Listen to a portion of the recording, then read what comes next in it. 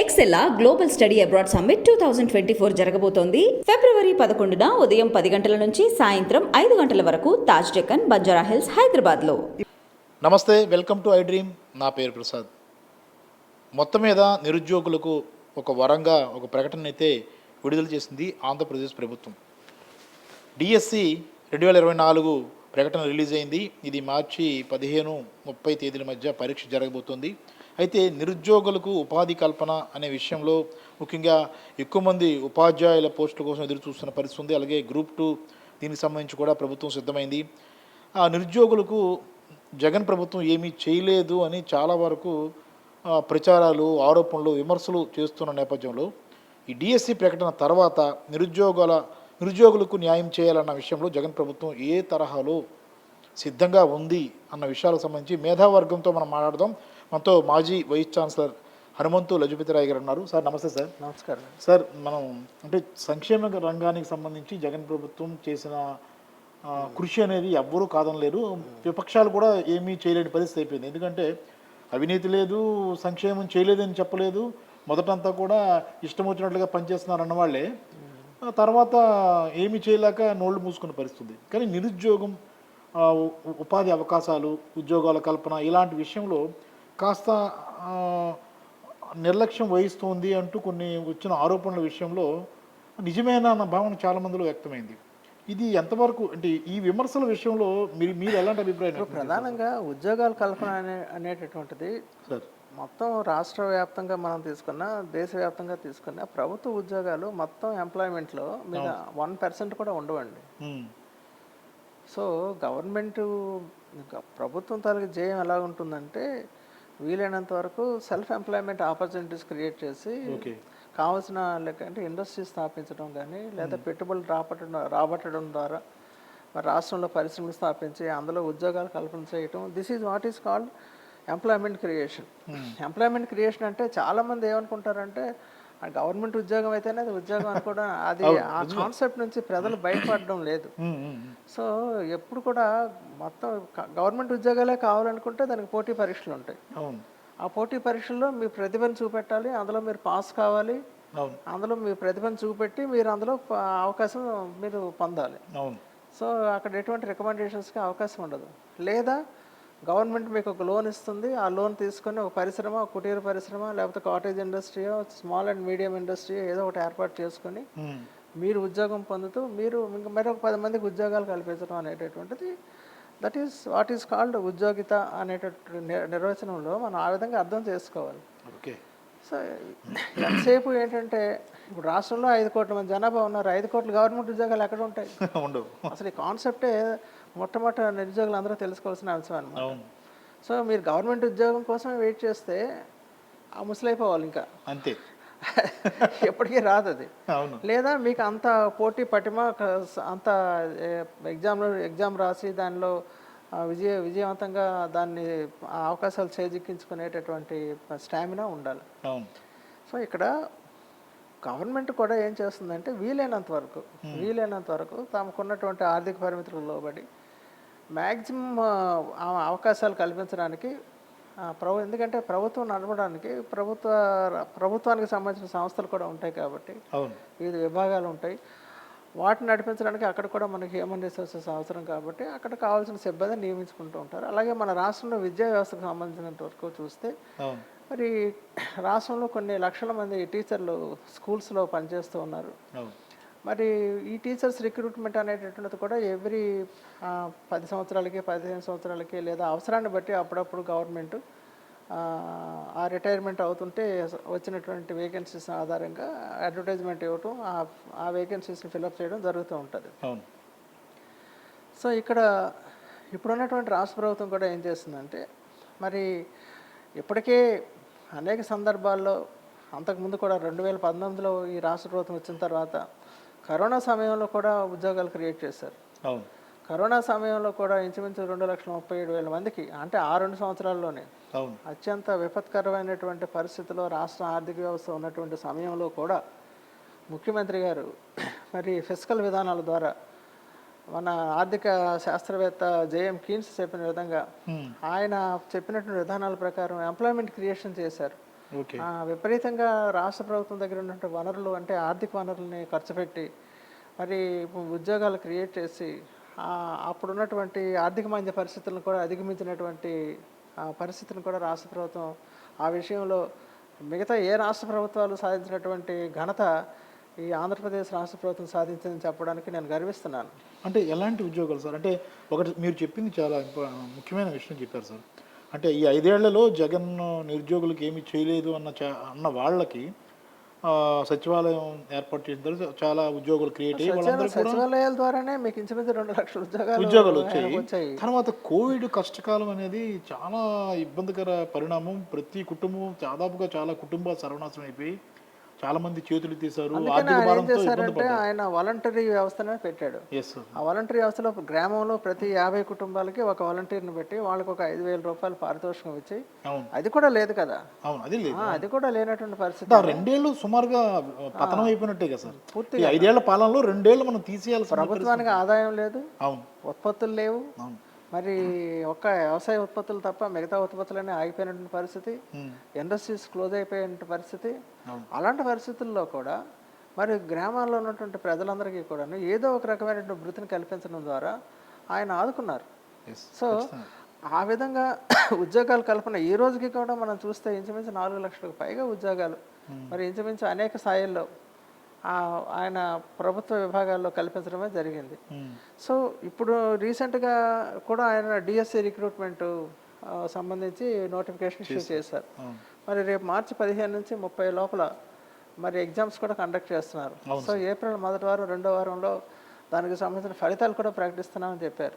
So ఇది ఆయన తీసుకున్నటువంటి చొరవనే చెప్పాలి.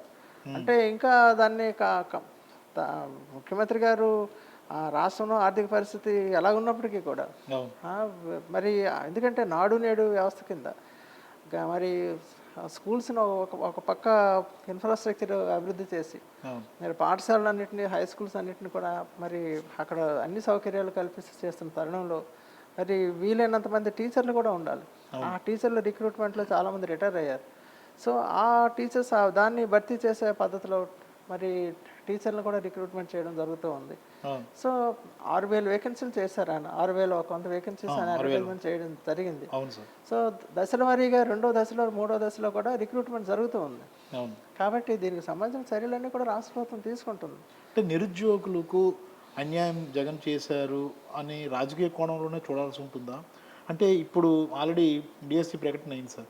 మళ్ళీ జగన్మోహన్ రెడ్డికి అవకాశం ఇస్తే నిరుద్యోగులు ఖచ్చితంగా న్యాయం జరుగుతుందా అన్న సందేహం వస్తున్న నేపథ్యంలో మీరేమంటారు? డెఫినెట్గా జరుగుతుందండి. ఎందుకంటే ఒక పక్క ఆయన ప్రభుత్వ ఉద్యోగాలు వీలైనంత వరకు ఖాళీల మేరకు వాటిని రిక్రూట్మెంట్ చేయడానికి ప్రయత్నాలు చేస్తూ ఉన్నారు. రెండవది ఏంటంటే మనకి ఇటీవల విశాఖపట్నంలో మరి పెట్టుబడుల సదస్సు జరిగింది.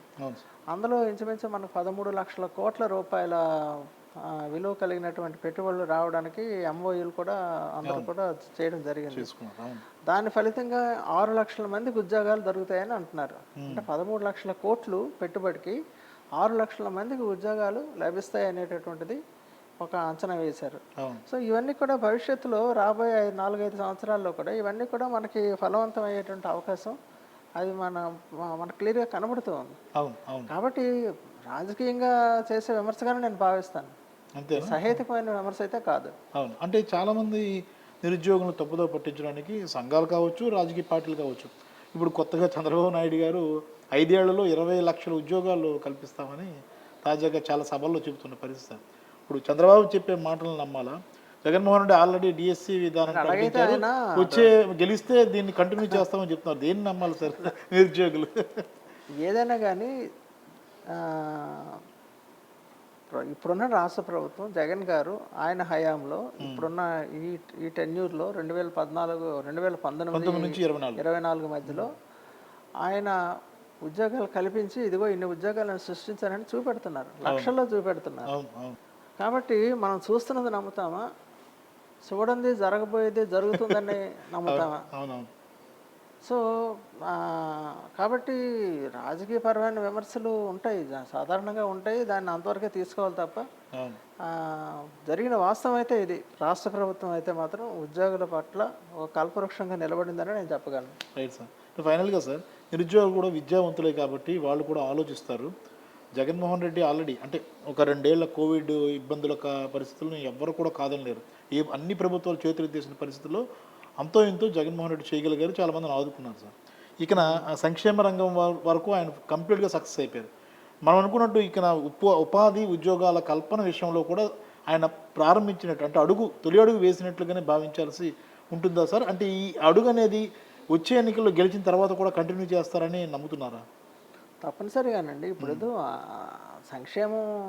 సంక్షేమ రంగంలో ఆయన ఇప్పటికే 100కి 99% తనే విజయం సాధించానని కూడా చెప్తున్నారు, అది వాస్తవం కూడా. అవును, అవును.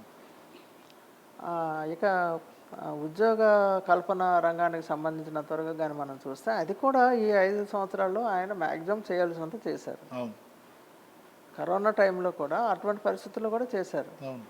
రాబోయే రోజుల్లో కూడా ఇంత చేసిన ముఖ్యమంత్రి రాబోయే రోజుల్లో మరింత ఉత్సాహంతో మరింతగా చేయడానికి అవకాశం ఉంటుంది. అవును. అంటే మీరు నిరుద్యోగులకు ఏం సూచిస్తారు సార్? అంటే చాలా మందిలో చాలా రకాల అభిప్రాయాలు ఉండొచ్చు. నిరుద్యోగులు విద్యావంతులు, వాళ్ళకి అన్ని విషయాలు తెలుసు. ఎస్. అంటే ఏదో ఒకటి ఇంకా ఇన్ని వేల ఉద్యోగాలు అంటే బాగుంటుందని నేను అందుకని ముందే చెప్తున్నాను. మనం విద్యావంతులుగా ఒక విషయం ఆలోచించాలి. మొత్తం ఎంప్లాయ్మెంట్ పొటెన్షియల్ దేశంలో ఎంతమందికి మన అవకాశం, 100 మంది దేశంలో ఏదో ఒక ఉద్యోగంలో ఉంటారు. ఒక 100 మంది ఉన్నారు అనుకుందాం. ఆ 100 మందిలో 1% గవర్నమెంట్ ఉద్యోగాలు ఉంటారు. మిగతా వాళ్ళందరూ ప్రైవేట్ రంగాలు, పరిశ్రమలు, అసంఘటిత రంగము, తర్వాత ఇట్లాగా స్ప్రెడ్ అయి ఉంటారు. సో గవర్నమెంట్ సెక్టార్లో ఉన్నది ఓన్లీ 1%. సో 1% అంటే 100 మందిలో మరి లెక్క వేసుకోండి ఇంకా ఎన్ని ఉద్యోగాలు ఉంటాయి? 1%ఏ కదా. 1% ఉద్యోగాలు ఎన్ని వస్తాయి? సో మనకు 5 కోట్ల జనాభా అంటే 5 కోట్లు గవర్నమెంట్ జాబులు. అందులో 1% అంటే కొన్ని లక్షల్లో ఉంటాయి. మ్యాక్సిమం 10 లక్షల ఉద్యోగాలు క్రియేట్ చేయగలం మన రాష్ట్రం మొత్తం జనాభాకును రాష్ట్రంలో మొత్తం అన్ని ప్రభుత్వ విభాగాల్లో పనిచేస్తున్నటువంటి సంఖ్య మీరు తీసుకోండి, నిష్పత్తి ఎంత ఉంటుంది? నాట్ ఈవెన్ 1.2 ఆర్ 1.3% అని అంటున్నారు. అవును సార్. అంటే ఉపాధ్యాయ పోస్టులు కూడా 20,000 ఖాళీ ఉన్నాయి, సుమారుగా 60,000 ఉన్నాయి, 6,000 తీశారు అంటే భావన చాలా మంది ఉంది సార్. అంటే వచ్చే సంవత్సరం మళ్ళీ గెలిచిన తర్వాత ఈ కంటిన్యూటీ జగన్మోహన్ రెడ్డి తీసుకుంటారన్న నమ్మకం కూడా పెంచుకోవాలి కదా. అలాగే కదా, ఇప్పుడున్న రాష్ట్ర ఆర్థిక పరిస్థితి కూడా దృష్టిలో పెట్టుకోవాలి. సపోజ్ ఈ 6,000 ఉద్యోగాలు కూడా ప్రకటించకుండా ఉండిపోవచ్చు కదా. ఈ 6,000 కూడా ఎందుకు ప్రకటించాలి అని ప్రకటించకుండా ఉండిపోవచ్చు కదా. ఎంతో కొంత నిరుద్యోగులకి తను ఉన్నటువంటి ఆర్థిక పరిస్థితిని కూడా దృష్టిలో పెట్టుకొని వాళ్ళకి ఏదో ఉపాధి కల్పిద్దాము అనేటటువంటిది ఇక్కడ ఆలోచించాయి. తర్వాత ఇంకోటి ఏంటంటే ఈ టీచర్స్ రిక్రూట్మెంట్ అనేటువంటిది చాలా నైపుణ్యవంతమైనటువంటి టీచర్స్ని మనం అపాయింట్ చేసుకోవాలి. ఇది మామూలు మిగతా ఉద్యోగాలు ఎలా అంటే అలా తీసుకోవడానికి వీల్లేదు. కాబట్టి 6,000 మంది ఉద్యోగాలు, 6,000 మందికి రేపు రిక్రూట్మెంట్ జరిగిన తర్వాత వీళ్ళకి ఇప్పుడు నూతన విద్యా విధానం ప్రకారం, అలాగే జగన్మోహన్ రెడ్డి గారు ఏదైతే ఇంటర్నేషనల్ అంతర్జాతీయ ప్రమాణాల ప్రకారం రాష్ట్రంలో ఇంగ్లీష్ బోధన ఇవన్నీ కూడా జరగాలి అని ఆలోచన చేస్తున్నారు. అంతర్జాతీయ ప్రమాణాలు కలిగిన సిలబస్ని మన కరికులంతో ఇంటిగ్రేట్ చేసి చెప్పాలనుకుంటున్నారు. ఇవన్నీ జరగాలంటే దశల వారీగా కొంతమందిని ముందు ఒక స్థాయిలో రిక్రూట్మెంట్ చేసుకుని వాళ్ళకి ట్రైనింగ్ ఇచ్చి మళ్ళీ నెక్స్ట్ ఇంకొక రిక్రూట్మెంట్ చేసి వాళ్ళకి ట్రైనింగ్ ఇచ్చుకుంటూ ఇలా దశల వారీగా ముందుకెళ్ళే ప్రణాళిక ఒకటి ఉంటుంది. గంప గుర్తుగా ఏదో 25,000, 40,000, 50,000 ఉద్యోగాలు ఇచ్చాను మీరు వెళ్ళిపోండి స్కూల్స్లోకి వెళ్ళి చెప్పండి అంటే కుదరదు. ఇప్పుడు ఎందుకంటే అటు ట్రైనింగ్, శిక్షణ అన్ని విషయాలు చూసుకొని అన్నిటికీ ఒక ప్రణాళికాబద్ధంగా ముందుకు వెళ్ళాల్సిన పరిస్థితి తగ్గట్టుగా ఏముంది. రేపు జగన్ గారు మళ్ళీ ముఖ్యమంత్రిగా వచ్చిన తర్వాత వెంటనే మళ్ళీ ఇస్తారు, నోటిఫికేషన్ ఇస్తారు, మళ్ళీ నెక్స్ట్ రిక్రూట్మెంట్ నెక్స్ట్ ఫేజ్లో మళ్ళీ జరుగుతూ ఉంటుంది. కాబట్టి నిరుద్యోగులని ఆ విధంగా మిస్లీడ్ చేయడం కరెక్ట్ కాదు. Thank you very much. Thanks అండి. రైట్, చూసాం కదా నిరుద్యోగులకు ఉద్యోగాల కల్పన అనే విషయంలో రకరకాల ప్రచారాలు దుష్ప్రచారాలు మొదలైపోయాయి. ఎందుకంటే ఇది ఎన్నికల సమయం కాలం కాబట్టి ప్రచారాలు దుష్ప్రచారాలు మొదలైపోయి జగన్మోహన్ రెడ్డి నిరుద్యోగులను పట్టించుకోలేదనే ప్రచారం కూడా మొదలైపోయింది. అయితే కోవిడ్ కష్టకాలంలో కూడా జగన్మోహన్ రెడ్డి ఏం చేశారన్న దీన్ని మనం ఒకసారి ప్రశ్నించుకుంటే ఖచ్చితంగా ఆయన విజయం సాధించారని చెప్పాలి. 5 లక్షల పైగా రకరకాల ఉద్యోగాల కల్పన ఆయన చేశారు. అయితే ప్రభుత్వ ఉద్యోగాలు అనేది అందరికీ ప్రభుత్వ ఉద్యోగాలు అనేది అసాధ్యం అనేది ప్రతి ఒక్కరికి తెలుసు. ఇప్పుడు తాజాగా డిఎస్సి తీసి దాని పరీక్షలు నిర్వహించి ఫలితాలు కూడా రిలీజ్ చేయబోతున్నారు. ఆ తర్వాత ప్రభుత్వం మళ్ళీ వస్తుందన్న పూర్తిస్థాయి నమ్మకం ఉండడం వల్ల ఖచ్చితంగా ఐబీ సిలబస్ అలాగే సిబిఎస్ఈ తగ్గట్టుగా తర్ఫీదున్న ఉపాధ్యాయులను తీసుకోవాలన్న ప్రణాళికతో ప్రభుత్వం ఉన్నట్లుగా కనిపిస్తుంది. ఏమైనప్పటికీ నిరుద్యోగులు కూడా ఆలోచించాల్సిన పరిస్థితి ఉంది.